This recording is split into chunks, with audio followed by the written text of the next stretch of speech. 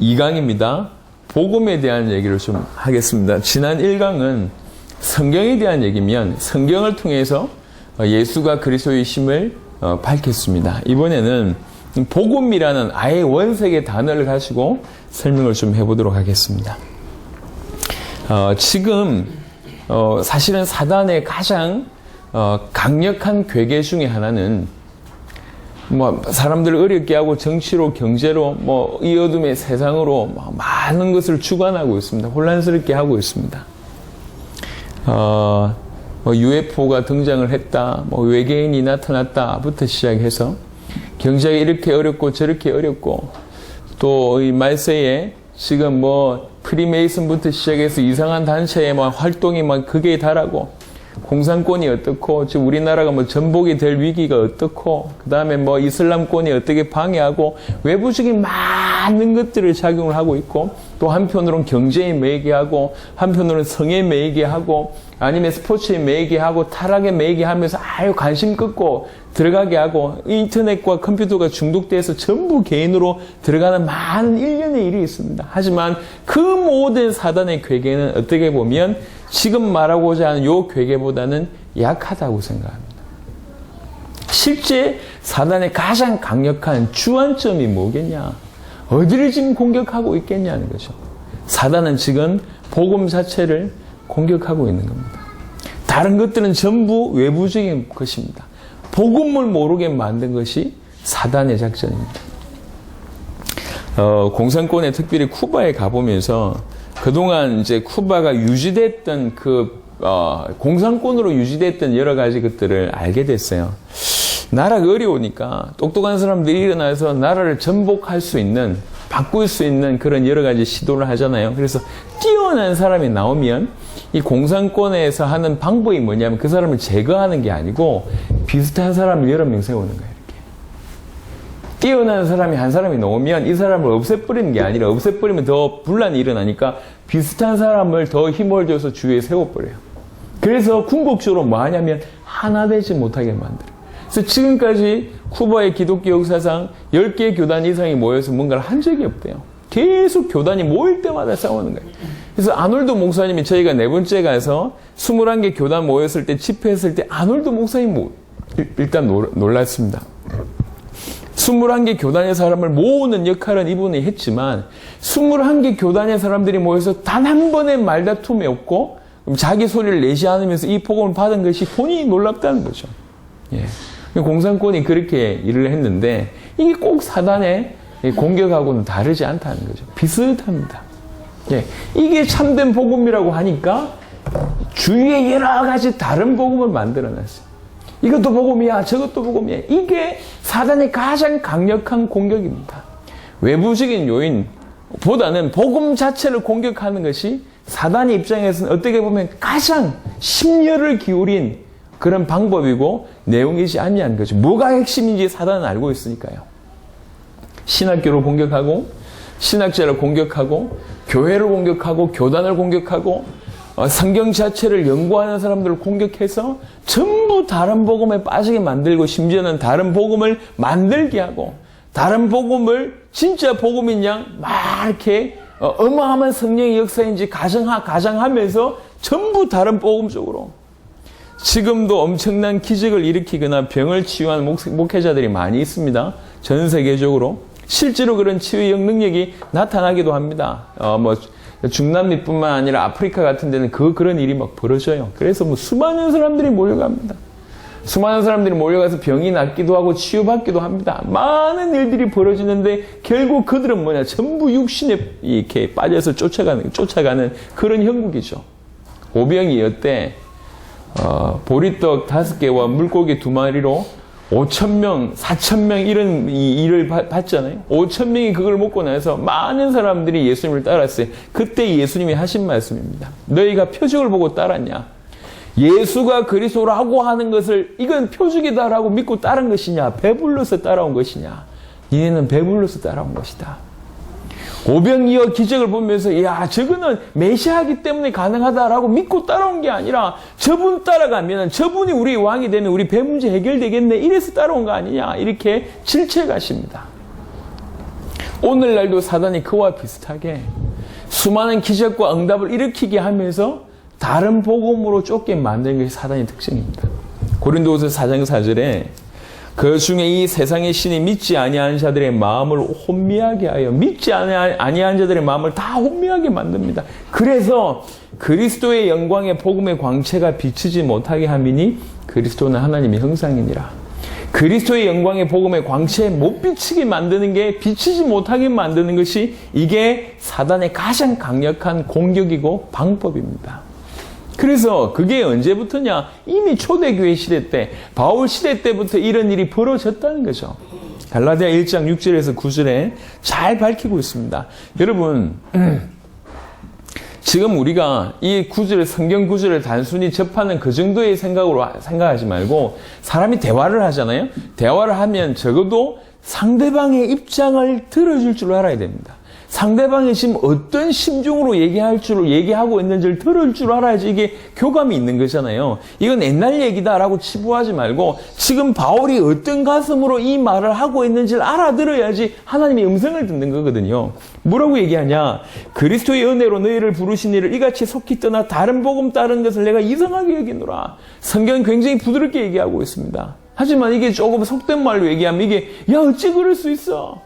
어떻게 너희가 이 그리스도의 복음 이렇게 속되게 이렇게 빨리 떠날 수 있냐? 도무지 이해가 되지 않는다. 굉장히 강한 얘기요. 다른 복음은 없나니 다만 어떤 사람들이 너희를 교란하여 그리스도의 복음을 변하게 하려 함이라. 다른 복음이라고 얘기하고 있는데 다른 복음이라는 것이 존재하지 않는다. 이 복음도 있고 저 복음이 있는 것이냐? 존재하지 않는다. 너희가 다른 복음이라고 표현하고 있지만 그건 복음 아니다 라고 하는 얘기입니다. 그러면서 그러나 우리나 혹은 하늘로부터 온 천사라도 우리가 너에게 전한 복음 외에 다른 복음을 전하면 저주를 받을지어다. 즉, 여러분 생각해 보세요. 지금 바울이 복음이라는 것을 어떻게 생각하고 있는지를 얘기하고 있습니다. 이것만이 복음인데 이거 아니고 다른 거 얘기하면 그 저주받아 얘기합니다.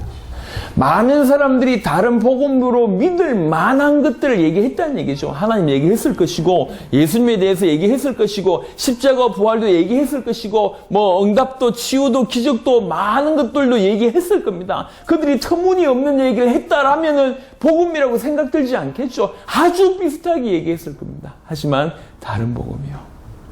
그건 복음 아닙니다.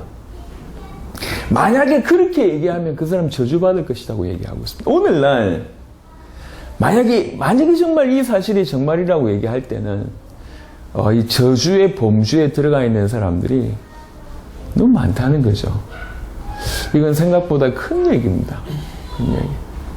교회에서 복음을 말해주지 않는 거 큰 얘기입니다.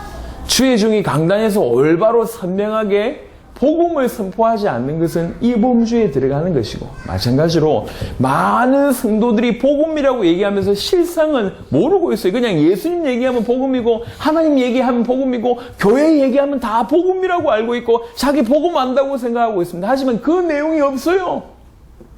다른 복음을 듣고 다른 복음을 전하고 있으면서 그게 복음이라고 생각하고 있는 수많은 교회와 성도들이 지금 이 반열 가운데 있다는 얘기거든요. 지금 이게 바울이 얼마나 심각하게 얘기하는지 들어봐야 됩니다. 우리가 전에 말하였거니와 내가 지금 다시 말하노니 전에도 얘기했는데 지금 다시 말한대요. 만일 누구든지 너희가 받은 것 외에 다른 복음을 전하면 저주를 받을지어다 라고 얘기합니다. 깊은 내용은 모르겠지만 우리가 하나 알아야 될 것은 뭐냐면 내가 알고 있는 복음이 뭔지를 한번 돌아볼 필요가 있단 말이에요. 내가 정확하게 알고 전한다고 하고 있는 것이 바울이 얘기했던 이 복음이 맞냐? 바울뿐만 아니라 초대교회가 사도들이 성경 자체가 말하는 그 복음을 내가 진실로 알고 있고 전하고 있냐? 만약 그렇지 않다면 우리는 이 저주의 반열 속에 있을 수 있다는 거죠. 여러분 복음만큼 예민한 게 없습니다. 복음 앞에 설 때만큼 우리가 벌거벗게 서지 않으면 큰일 납니다. 복음만큼은 분명하게 알고 있어야 돼요. 복음을 얘기하지 않기 때문에 저주를 받는다라는 표현은 사실은 별로 없습니다. 하지만 다른 복음을 말하면 저주 받는다는 표현이 너무 강하게 나와 있습니다. 이해되시죠? 복음 얘기 안 하는 것보다 더 큰 저주가 다른 복음을 얘기하는 거예요. 복음이라고 얘기하면서 딴 거 얘기하는 것이 더 큰 저주 받는 겁니다. 그래서 복음을 대면하는 우리의 입장, 복음 앞에 서 있는 우리의 입장은 두렵고 떨림으로 확인해 봐야 돼요. 고린도후서 11장 4절에 만일 누가 가서 우리가 전파하지 아니한 다른 예수를 전파하거나 혹은 너희가 받지 아니한 다른 영을 받게 하거나 혹은 너희가 받지 아니한 다른 복음을 받게 할 땐 너희가 잘 용납하는구나. 지금 바울이 안타까워서 고린도 교회에 지금 얘기하고 있습니다. 참 잘하고 있다 이런 거죠. 잘한다. 내가 이렇게 여러 번 너에게 복음을 전했는데 어떻게 이 복음, 내가 너에게 전한 복음 속기 떠나고 다른 사람이 와서 다른 예수 하니까 확 빠지고 다른 복음 얘기하니까 확 빠지고 다른 영 얘기하니까 그렇게 쉽게 받냐. 이렇게 지금 얘기하고 있는 겁니다. 바울 시대 때 일어난 일이요. 그 일이 지금은 그렇게 공격했던 사단의 공격이 지금은 훨씬 크다는 거죠. 훨씬 강력합니다. 더 우리말로 얘기하면 더 업그레이드가 되고 더 노하우가 쌓여서 지금 공격하고 있습니다. 시국이 어수선합니다. 기독교인이 깨어 있어야 됩니다. 분명히 100% 동의합니다. 하지만 기독교인이 뭘 가지고 있어야 되는지에 대해서는 심각하게 더 생각해 봐야 됩니다. 기독교인이 정치 생각하는 것보다 더 깊이 생각해야 될 건 뭐냐면 기독교인이 뭘 가지고 있냔 말이에요. 기독교인이 사회에 헌신하는 것도 정말 중요합니다. 당연히 해야 될 일입니다. 하지만 기독교인이 뭘 가지고 있어야 되냔 말이에요. 뭘 믿는 것이 도대체 기독교인입니까? 복음을 올바로 복음 자체에 대해서는 전혀 고민하지 않고 복음이 뭔지 고민하지 않고 복음을 안다고 생각하고 있으면서 복음 외에 다른 것에 생명 걸고 있습니다. 왜 그러냐? 복음에 시원하게 결론 내리지 않기 때문에.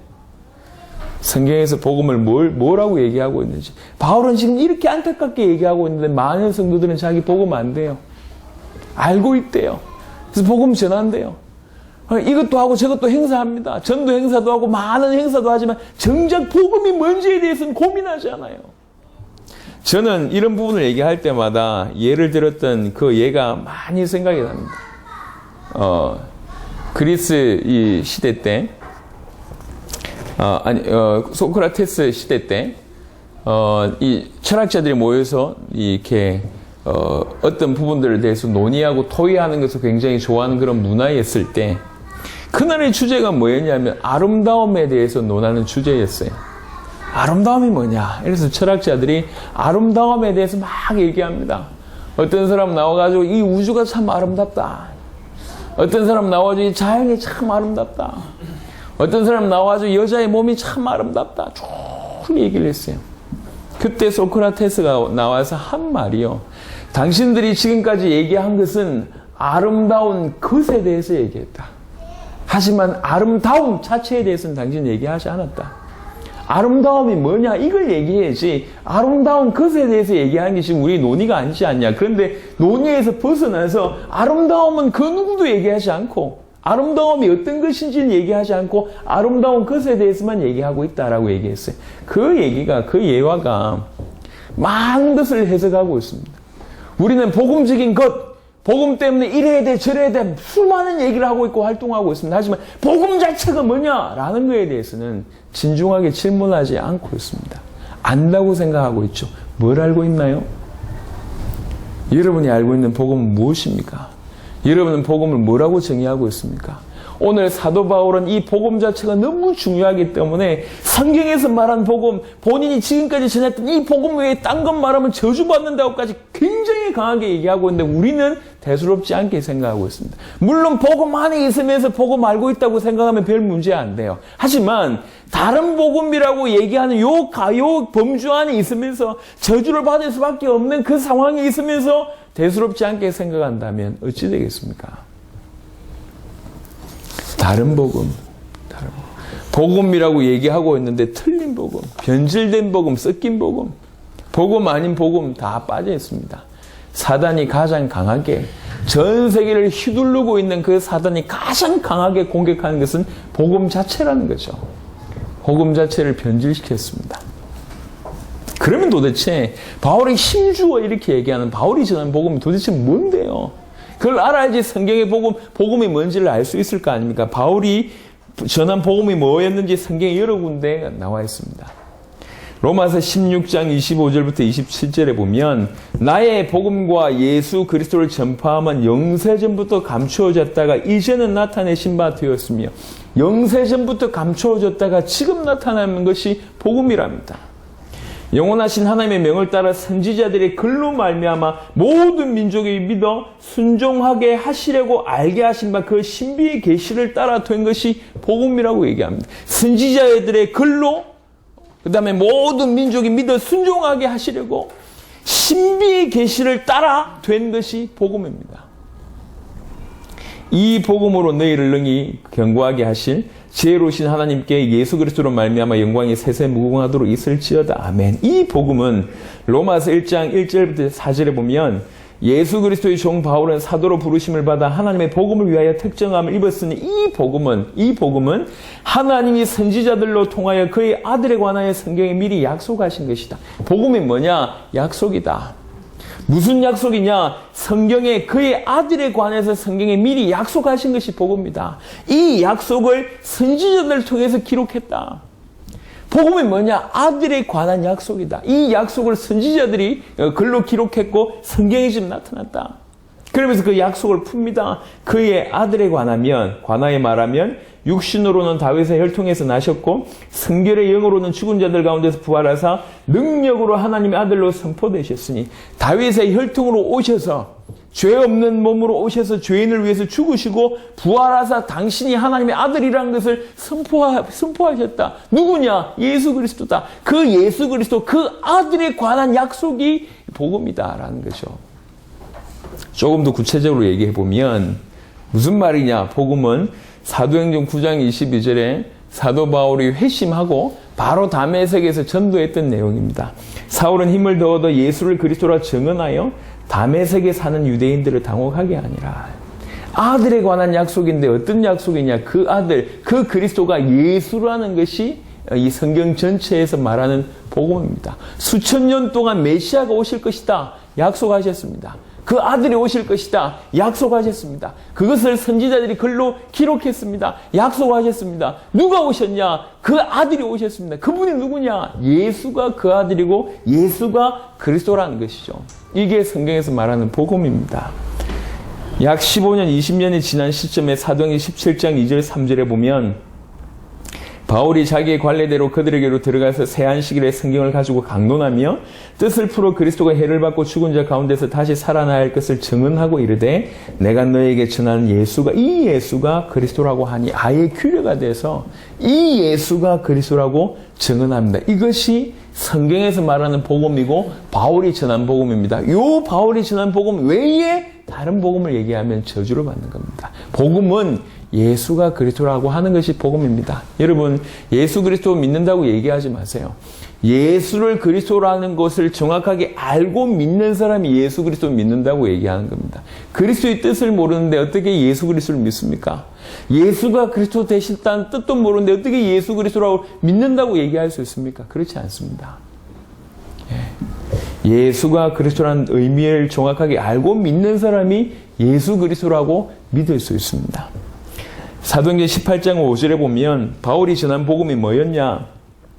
실라와 디모데가 마게도냐로부터 내려오며 바울이 하나님 말씀에 붙잡혀 유대인들에게 예수는 그리스도라 밝히 증언하니 하나님의 말씀에 붙잡힌 자는 하는 것이 뭐냐? 예수가 그리스도라고 밝히 증언합니다.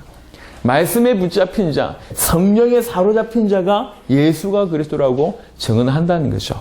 요게 바울이 전한 복음이었습니다. 바울이 이 복음을 전했다면, 바울만 이 복음을 전했다면 우리는 참고할 수 있는 상황입니다. 이 사람은 이 말하고 저 사람은 저 말을 했었을 거니까. 하지만 바울이 이 메시지를 전했을 뿐만 아니라 모든 사도가 이 메시지를 전했다면, 심지어는 초대교회 전체가 이 메시지를 전했다면 우리는 조금 더 진중하고 심각해져야 됩니다. 모든 초대교회가 사도들이 이 복음을 전했다는 증거가 성경에는 기록되어 있습니다. 사도행전 2장 36절에는 베드로라는 사람이 했던 메시지입니다. 성령이 임하시고, 성령이 임하셔요. 성령이 임하시고 약 15개 나라 사람이 몰려있을 때 전했던 메시지입니다. 그 한 번의 메시지로 3,000명이 제자가 되는 놀라운 일들이 벌어졌습니다. 뭐라고 메시지 했냐? 사도행전 2장 14절부터 36절에 메시지가 나와 있고 그 메시지의 결론이 36절입니다. 그런즉 이스라엘 온 집은 확실히 알지니 너희가 십자가에 못 박은 이 예수를 하나님이 주와 그리스도가 되게 하셨느니라 하니라. 하나님이 이 예수를 주와 그리스도 되게 하셨다. 너희가 십자가에 못 박은 그 예수가 그리스도였다라고 하는 것이 베드로의 메시지였고, 이 메시지 한 번으로 수천 명이 돌아오는 일이 벌어졌습니다. 베드로의 메시지가 1메시지였습니다. 핍박 이후에 사도행전 5장 42절에 보면 그들이 날마다 성전에 있든지 집에 있든지 예수는 그리스도라고 가르치기와 전도하기를 그치지 아니하니라. 여기서 그들이라 함은 사도들을 얘기합니다. 사도들이 예수가 그리스도라는 사실을 자기 집에서 뿐만 아니라 성전, 예루살렘 성전을 얘기합니다. 성전에서도 예수를 그리스도라고 모르는 사람들이 대부분이기 때문에 거기 가서도 예수가 그리스도라고 전하고 집에서도 예수가 그리스도라고 전하고 날마다 그런 일을 한 겁니다. 사도들의 메시지가 하나였습니다. 사도행전 18장 24절 28절에는 아볼로라는 사람이 나옵니다. 이 아볼로에 대해서는 차제에 깊은 강의를 좀 하도록 하겠습니다만, 아볼로가 와서 회당에 가서 좀 설명을 합니다. 이 아볼로의 설명은, 아볼로는 은변도 좋고 성경에도 능통하고 주의 도를 배워 열심으로 예수에 관한 것을 자세히 말하며 가르치는 아주 준비된 사람입니다. 제가 차제의 이 부분을 좀 깊이 있게 다루겠습니다. 하지만 정확하게 모르고 있었어요. 바울의 수제자라고 할 수 있는 브리스가 부부가 이 사람을 데려와서 하나님의 도를 더 정확하게 이릅니다. 그리고 나서 아볼로가 완전히 인생이 바뀌죠. 27절, 28절에 아볼로가 아가야로 건너가고자 함으로 형제들이 그를 격려하며 제자들에게 편지를 써 영접하라 하였더니 그가 감의 은혜로 말미암아 믿은 자들에게 많은 유익을 주니 이는 성경으로서 예수는 그리스도라고 증언하여 공중 앞에서 힘있게 유대인의 말을 이기미르라. 이 본문을 통해서 알 수 있는 게 뭐냐면, 아볼로의 메시지가 예수가 그리스도였다는 메시지고, 아볼로를 지도했던 브리스가 부분 메시지가 예수가 그리스도라고 했던 메시지라는 것을 우리가 알 수가 있습니다.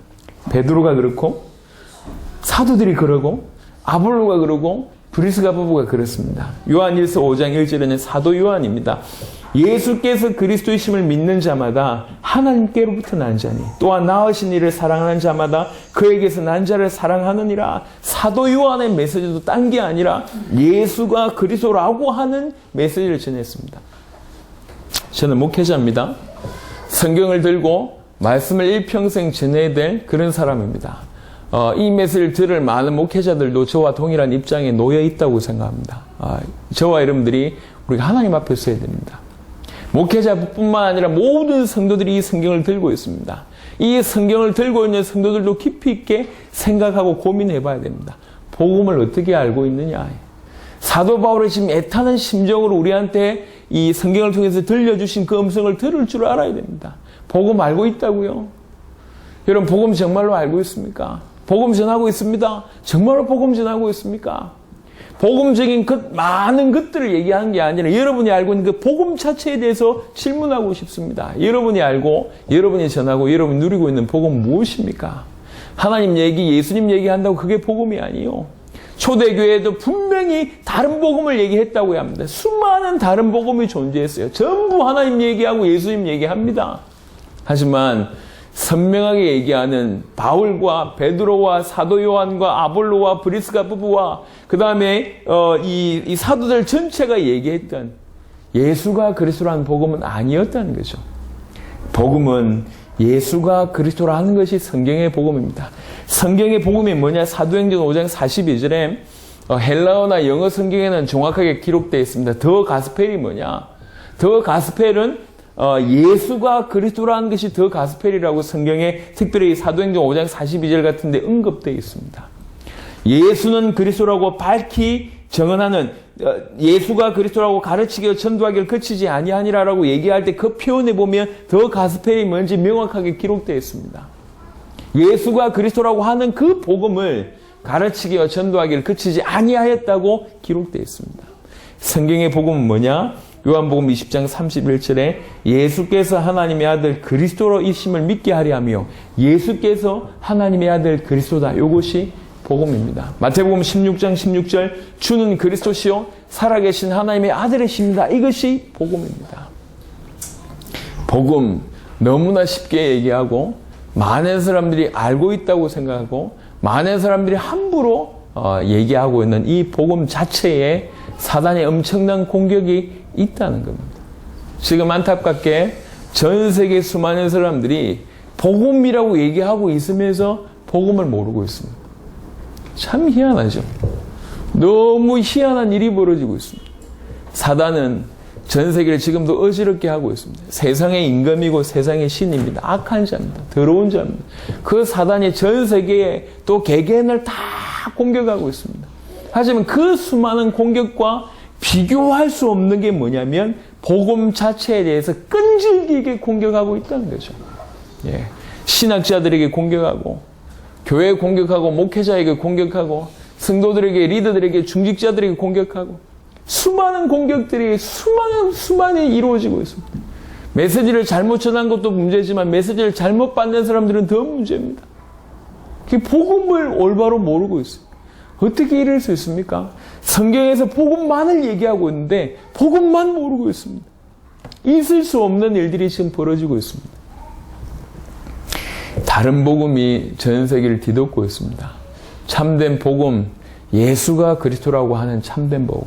예수님이 우리 인생의 모든 문제를 십자가 부활로 완벽하게 영원히 단번에 끝내셨다고 하는 예수가 그리스도라고 하는 것만 참된 복음입니다. 이 외에 다른 것은 다른 복음입니다. 이 참된 복음으로 모든 것이 사실은 해석이 됩니다. 올바른 복음, 성경의 복음, 참된 복음을 깨닫게 되기를 그리스도 예수 이름으로 축원합니다. 아멘.